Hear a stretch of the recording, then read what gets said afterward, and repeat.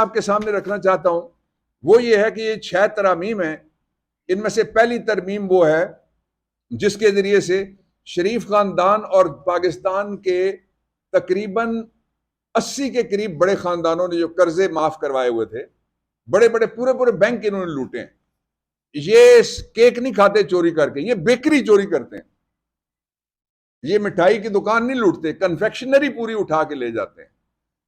और उसके नतीजे में हुआ क्या है कि जो नैब की तरमीम है वो एक एक यानी 1 जनवरी सन 1985 से लागू होगी। उससे पीछे के जितने कर्जे माफ किए गए, बैंक जितने के जितने लूटे गए और जो पाकिस्तान की दौलत को लूट के बाहर भेजा गया वो सारे जायज हो गई। ये जरा याद रखिएगा, 1/1/85 से पहले के तमाम जराइम खत्म हो गए by the operation of law. ऐसा कोई टेलर मेड लॉ दुनिया के किसी दूसरे मुल्क के अंदर मौजूद नहीं है। और एटमी मुल्क में तो इसका तस्वर भी नहीं किया जा सकता, इस्लामी मुल्क में तो इसका कोई ख्वाब भी नहीं देख सकता, और जमहूरी मुआशरे में यह सवाल ही पैदा नहीं होता इस तरह का कोई कानून बन सके। इसमें से अब मैं दूसरी तरमीम पे आऊंगा, मैं आपको चेहरे दिखाना शुरू कर दूंगा। उसके लिए विजुअल की या फोटो की जरूरत नहीं है, आप खुद पहचान जाएंगे। पहला चेहरा मैं आपको दिखाता हूं दूसरी तरमीम में। उस तरमीम के जरिए अहले खाना के असासे मुल्जिम के असासे तस्वुर नहीं होंगे। आपको याद आ गया कौन है जो दवाई लेने गया था?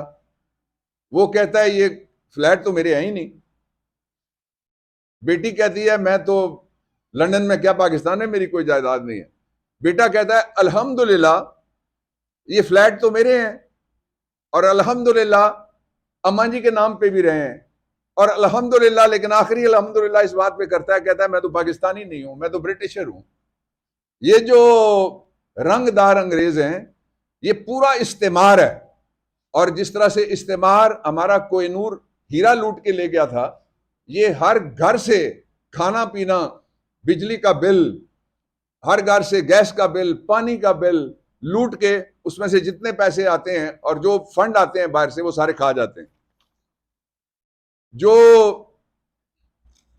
आसान तरीका इन्होंने बना दिया अब इस तरमीम के बाद कि जो कोई करप्शन करे वो करप्शन का अकाउंट ना खोले, बीवी के नाम पे अकाउंट खोले, वो बेटी बेटे के नाम के ऊपर अकाउंट खोले, वो समधी के नाम के ऊपर अकाउंट खोले, वो दामाद के नाम के ऊपर अकाउंट खोले, और उसमें जो घर वाले हैं उनको थोड़ा एक्सटेंड कर ले, थोड़ा आगे चला जाए, कोई नहीं पूछ सकता, कानून बन गया।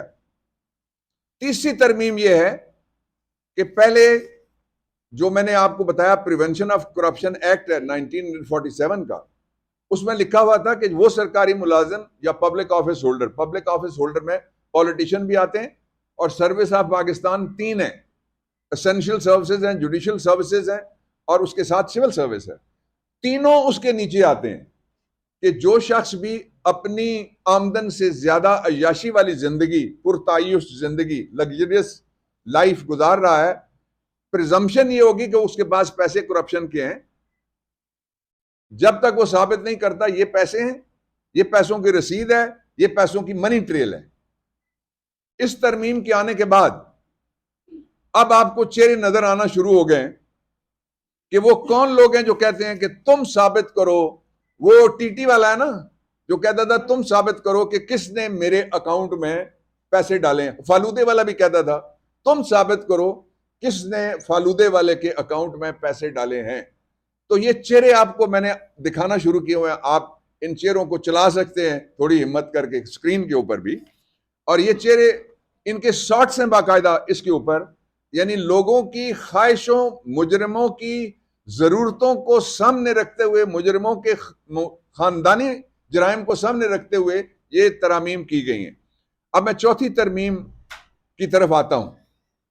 जो रेट्स होते हैं जायदाद के, मिसाल के तौर पे ये कमरा है, ये 10 साल पहले इसका एक रेट था, आज इसका दूसरा रेट है।